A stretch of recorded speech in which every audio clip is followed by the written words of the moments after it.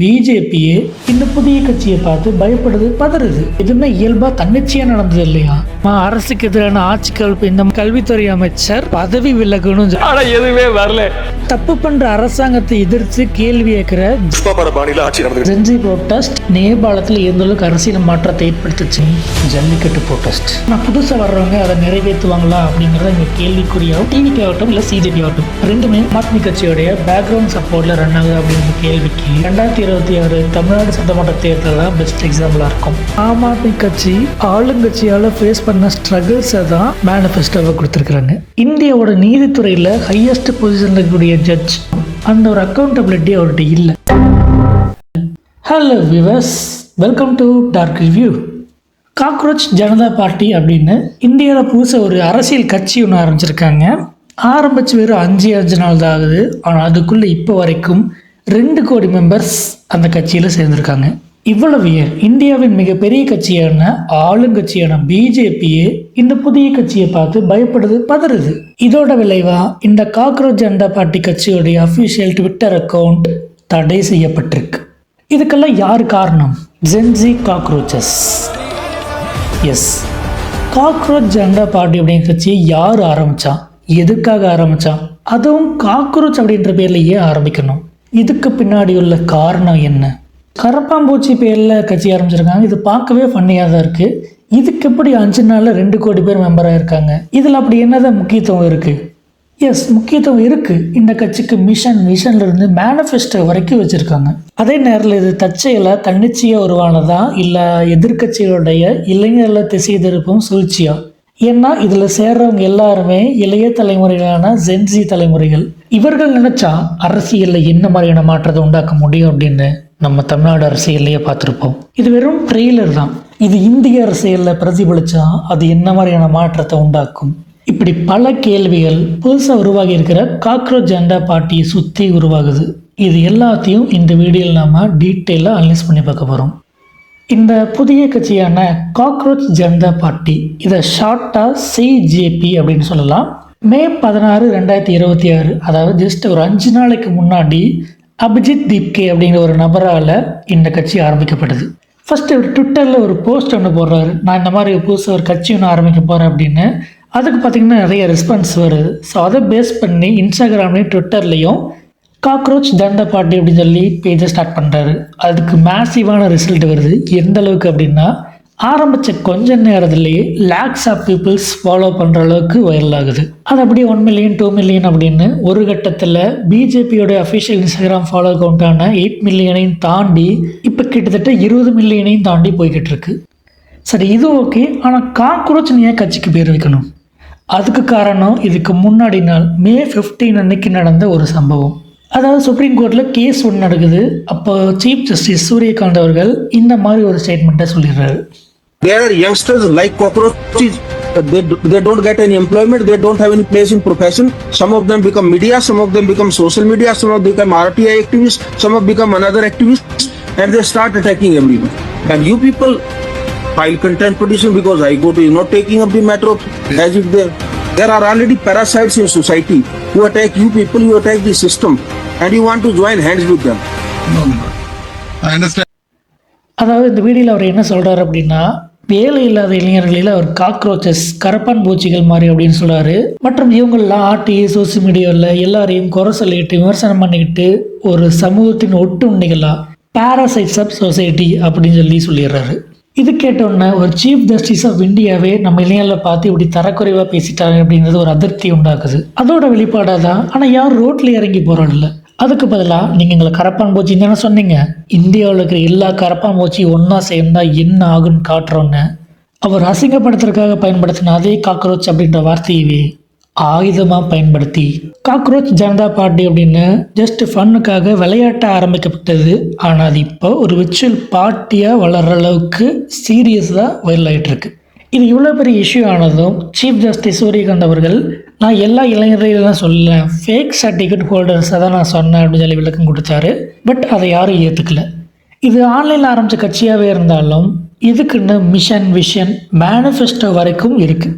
இவங்களுடைய அஃபீஷியல் வெப்சைட்டில் போனோம் அப்படின்னா ஸ்டார்டிங்கில் voice of the lazy and அன்எம்ப்ளாய்டுன்னு இருக்கும். அதாவது சோம்பேறிகள் மற்றும் வேலை இல்லாதவர்களின் குரலாக இவங்களுடைய கட்சி இருக்குது அப்படின்னு சொல்லி கொடுத்துருக்காங்க. இவங்களுடைய விஷன் என்ன அப்படின்னு பார்த்தோம் அப்படின்னா, நாங்கள் இன்னொரு பிஎம் கேர் ஃபண்டை சேர்த்துறதுக்காகவோ இல்லை வரி செலுத்துறவங்களுடைய பணத்தில் கொண்டாட்டங்கள் கொண்டாடுறதுக்காகவோ ஊழல் பண்ணுற பணத்தை ஸ்ட்ராட்டஜிக் ஸ்பெண்டிங் அப்படின்னு சொல்லி கணக்கு காட்டுறதுக்காகவோ வரல. இந்த ஊழல் பணம் எங்கே போகுது அப்படின்றத திரும்ப திரும்ப கேள்வி கேட்போம், அதுக்காக தான் வர்றோம் அப்படின்னு சொல்லி சொல்கிறாங்க. அண்ட் இதே மாதிரி மிஷன் என்ன அப்படின்னு பார்த்தோம் அப்படின்னா, லேசியாவோ அன்எம்ப்ளாய்டாகவும் ஆன்லைன்லேயே இருக்கிறவங்கள குறிப்பாக இப்போ அவங்கள வந்து காக்ரோச்சஸ் அப்படின்னு சொல்கிறீங்க, அவங்களெல்லாம் ஒன்று சேர்த்து ஒரு பார்ட்டி உருவாக்கணும், அவ்வளோதான், வேறு எதுவும் இல்லை அப்படின்னு சொல்லி சொல்கிறாங்க. அடுத்தது மேனிஃபெஸ்டோ, இதுதான் ரொம்ப முக்கியமானது.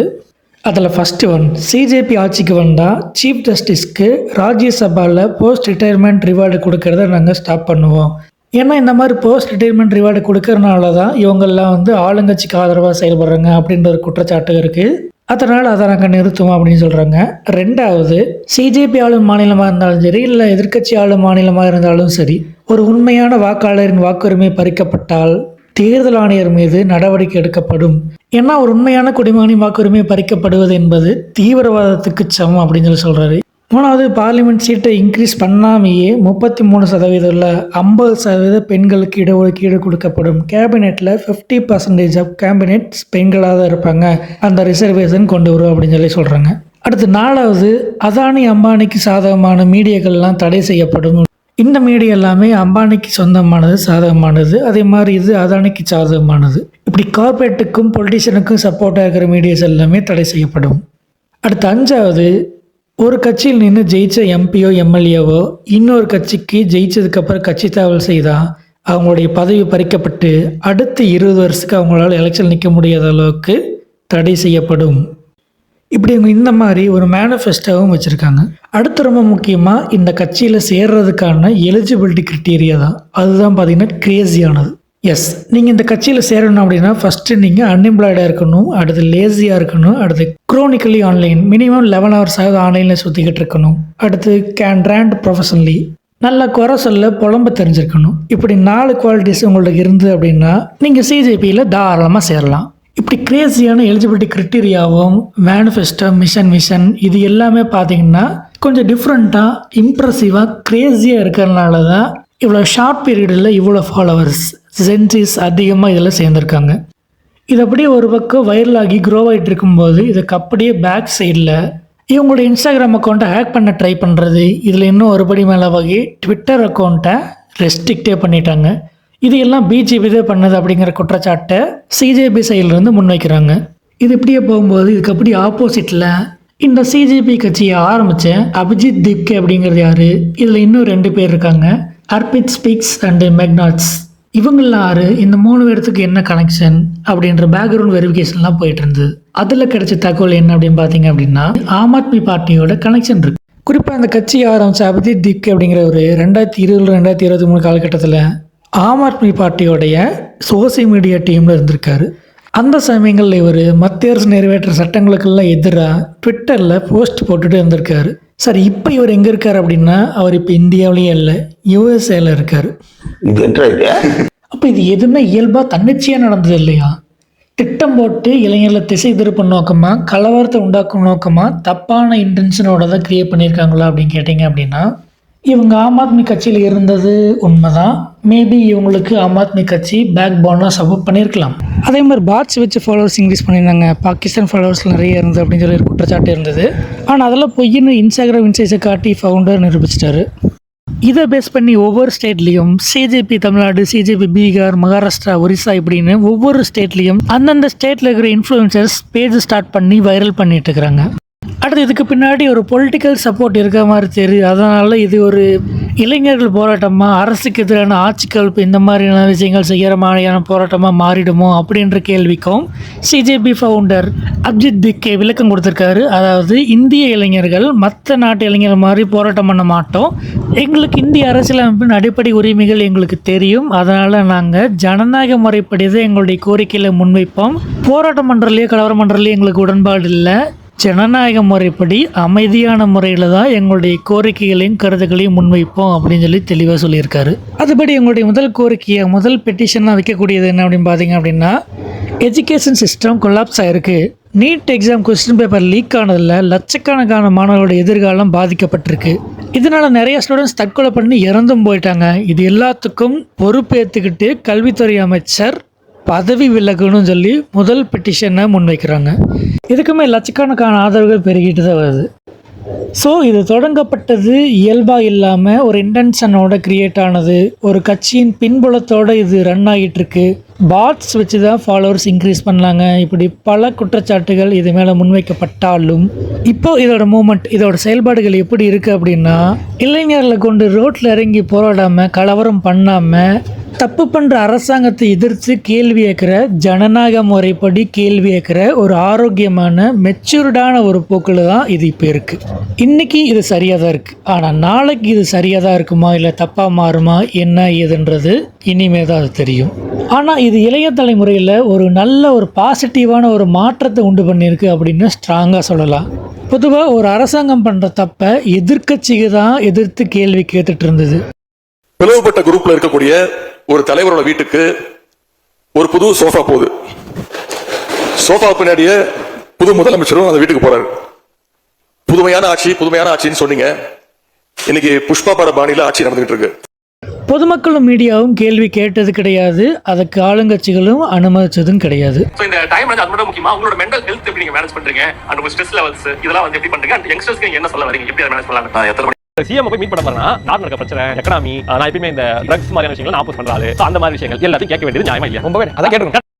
நானும் இந்த கேள்வி கேட்டேன், ஆனா எதுவுமே வரல. ஆனால் இந்த சிஜேபி சோசியல் மீடியாவில் இளைஞர்கள் கேள்வி கேட்குறாங்க. ஆனால் அது எதுவுமே ஒற்றுமை அல்ல, தனித்தனியாக இருக்கிறதுனால அது ஒரு புலம்பல்களாகவே போயிடுது.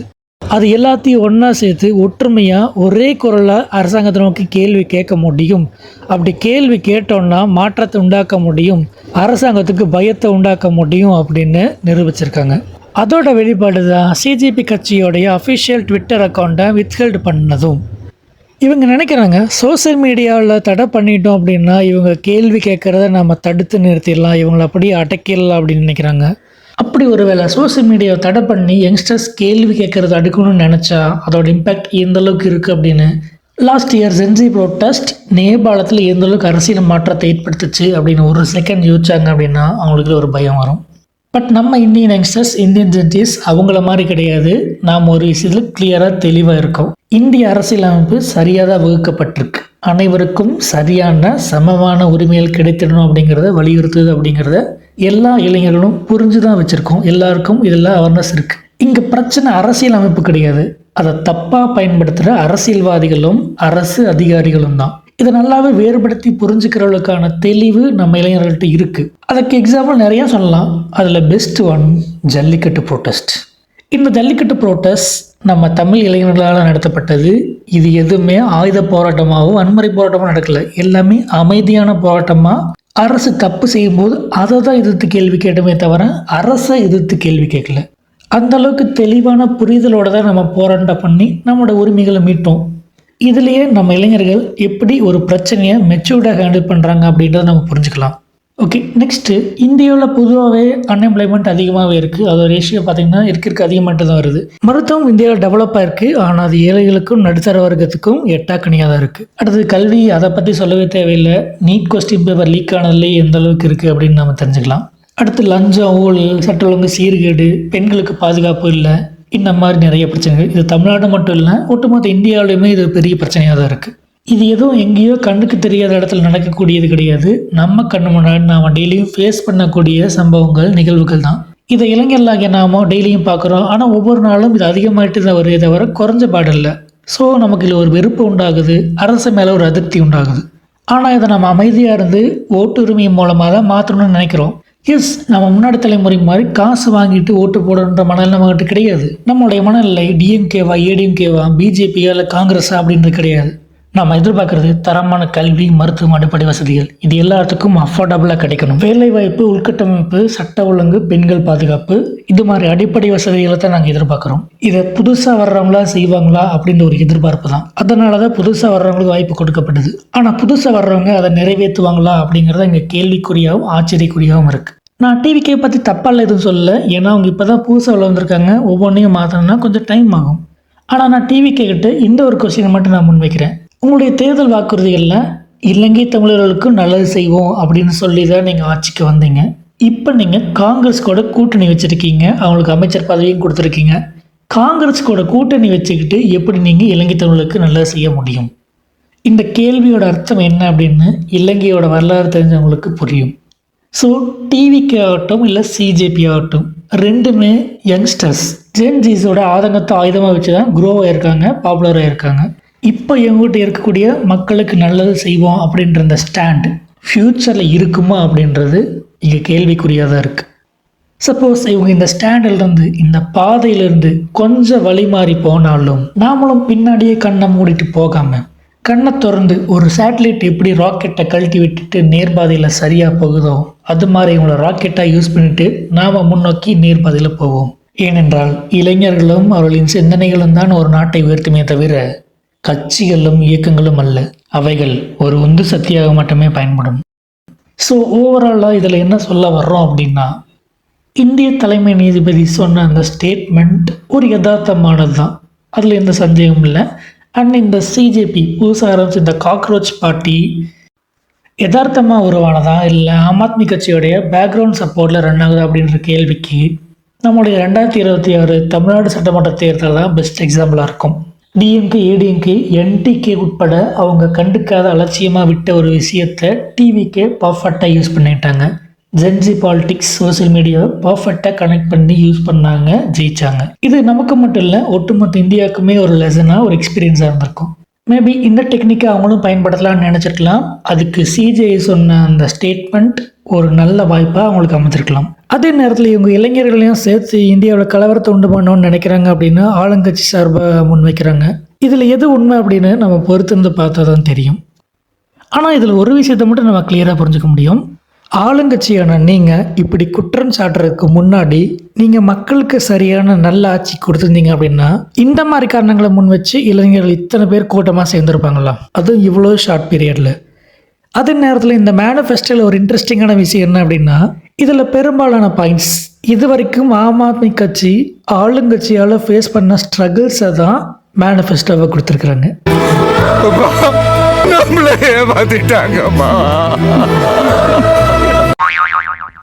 இது இப்படி போயிட்டு இருக்கிற இந்த நேரத்தில் இன்னொரு இன்ட்ரெஸ்டிங்கான விஷயம் ஒன்று நடந்துட்டுருக்கு. அதாவது சிஜேபி, காக்ரோச் ஜனதா பார்ட்டி அப்படிங்கிற கட்சிக்கு ஆப்போசிட்டில் இதே மாதிரி ரிச்சுவலாக இன்னொரு ஆன்லைன் பார்ட்டி ஒன்று ஆரம்பிக்கப்பட்டிருக்கு.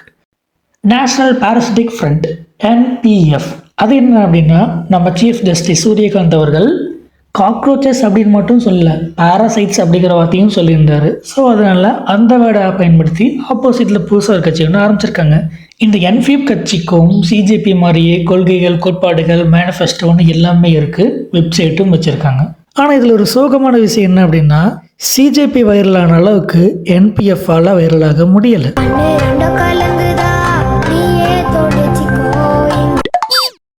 ஸோ இந்த இடத்துல நாம் பண்ண வேண்டியது, எமோஷ்னலாக எந்த ஒரு முடிவும் எடுக்காமல் நிதானமாக இவங்க என்ன பண்ண போகிறாங்க, இவங்களுடைய மூமெண்ட் எப்படி இருக்குது அப்படின்றத வெயிட் பண்ணி பார்ப்போம். கடைசியாக ஒரே ஒரு விஷயத்தை சொல்லி நான் வீடியோவை முடித்துக்கொள்கிறேன். பொதுவாக இளைஞர்கிட்ட வேகம் இருக்குது, விவேகம் கம்மியாக தான் இருக்குது அப்படின்னு சொல்லுவாங்க. அது கிட்டத்தட்ட உண்மைன்னு கூட சொல்லலாம். தம்பி, இப்போதைக்கு வீரம் முக்கியம் இல்ல, விவேகம் தான் முக்கியம். சட்டை போட்டு ஸ்பாட்டை காலி பண்ணிட்டு நம்ம ஏரியா பக்கம் போயிடுவோம். ஏன்னா நாம் உடனே எதுக்கும் ரியாக்ட் பண்ணுவோம், அதுக்கப்புறம் தான் அது சரியா அப்படின்றத யோசிப்போம். ஆனால் இப்போ நடக்கிறத பார்க்கும்போது இளைஞர்கள் வேகமாக இருக்காங்க, அதுக்கேற்ற மாதிரி விவேகமும் இருக்கிற மாதிரி தான் எனக்கு தெரியுது. காரணம், இப்போ நடக்கிற இந்த சம்பவத்திலிருந்து ஒரு யதார்த்தத்தை சொல்கிறேன். இந்தியாவின் மிக முக்கியமான உயர்ந்த இடத்துல இருக்கிற ஒரு நபர், சீஃப் ஜஸ்டிஸ் ஆஃப் இந்தியா, அவர் ஒரு ஸ்டேட்மெண்ட் சொல்கிறாரு. ஆப்வியஸ்லி அது ஒரு இளைஞர்களில் ஒரு தரக்குறைவாக சொல்கிற மாதிரி தான் சொல்கிறாரு. அதுக்கு நம்ம ஃபாஸ்ட்டாக ரியாக்ட் பண்ணுறோம். ஆனால் நாம் போராட்டம், வன்முறை அப்படின்னு போகாமல் நிதானமாக அதை மெச்சூர்டாக ஹேண்டில் பண்ணுறோம். ஆனால் அந்த ஸ்டேட்மெண்ட்டை சொன்ன சிஜேஐ அதை கிளாரிஃபை பண்ணிக்கிட்டு இருக்காரு. அவர் சொன்னது தப்பே இல்லை அப்படிங்கிற மாதிரி ஜஸ்டிஃபை பண்ணிகிட்டு இருக்காரு. புரியல? இந்தியாவோட நீதித்துறையில் ஹையஸ்ட் பொசிஷனில் இருக்கக்கூடிய ஜட்ஜ். அவர் பேசக்கூடிய ஒவ்வொரு வார்த்தையிலும் நிதானம் இருக்கணும். அதே நேரத்தில் ஒரு ஜட்ஜு அந்த இடத்துல ஒரு கேஸில் சில கேள்விகள் இந்த மாதிரி கேட்டு ஆகணும் அப்படின்ற சூழலும் இருக்குது. அதை அவர் கேட்டுதாகணும். அதனால் அது தப்புன்னு சொல்லிட முடியாது. இன்ஃபேக்ட் இந்த மாதிரி சில கேள்விகளை கேட்கும்போது தான் அந்த கேஸில் உண்மை இருக்கா பொய் இருக்கா அப்படின்றத ஜட்ஜால் உறுதிப்படுத்திக்க முடியும். அப்போது சில நேரங்களில் எதிர்பாராமல் இந்த மாதிரியான வார்த்தைகள் வருவது இயல்பானது தான். அதை இங்கே நான் தப்புன்னு சொல்லவே இல்லை. ஆனால் ஒரு தப்பான வார்த்தையை சொன்னதுக்கு நான் சொன்னது தப்பே இல்லை அப்படின்னு அதை நியாயப்படுத்துகிற மாதிரி விளக்கம் கொடுக்கறது தான், அதை ஜஸ்டிஃபை பண்ணுறது தான் தப்பு அப்படின்னு சொல்கிறேன். உண்மையாகவே அந்த இடத்துல பர்டிகுலராக இல்லாமல் பொதுவாக எல்லாத்தையும் குறிப்பிடுற மாதிரியான வார்த்தைகளை சொன்னது, அது அவரே எதிர்பாராதாகவே இருந்தாலும் அது தவறு தான். அதை அவர் அக்செப்ட் பண்ணியிருக்கணும், அதுக்கு பொறுப்பேற்றிருக்கணும். அந்த ஒரு அக்கௌண்டபிலிட்டி அவர்கிட்ட இல்லை. இவ்வளோ பெரிய உயர்ந்த பதவியில் இருக்கிற ஒரு நபருக்கு அக்கௌண்டபிலிட்டி இல்லை அப்படின்றது தான் ரொம்ப பெரிய ஷாக்கிங்காக இருக்குது. உடனே நீங்கள் கேட்கலாம், இந்தியாவோட ஹையஸ்ட் பொசிஷனில் இருக்கிற ஒரு மிகப்பெரிய நபர் இறங்கி வந்து மன்னிப்பு கேட்கணுமா அப்படின்னு நீங்கள் கேட்கலாம். பட் ரிமெம்பர் ஒன் திங், எவன் ஒருவனுக்கு தன் தவறை உணர்ந்து மன்னிப்பு கேட்கும் மனப்பக்குவம் உள்ளதோ அவனுக்கு சிறந்த தலைமை பண்பும் நல்ல எண்ணங்களும் இருக்கும். பதவி வரும் போது பணிவு வர வேண்டும், துணிவும் வர வேண்டும் தோழா.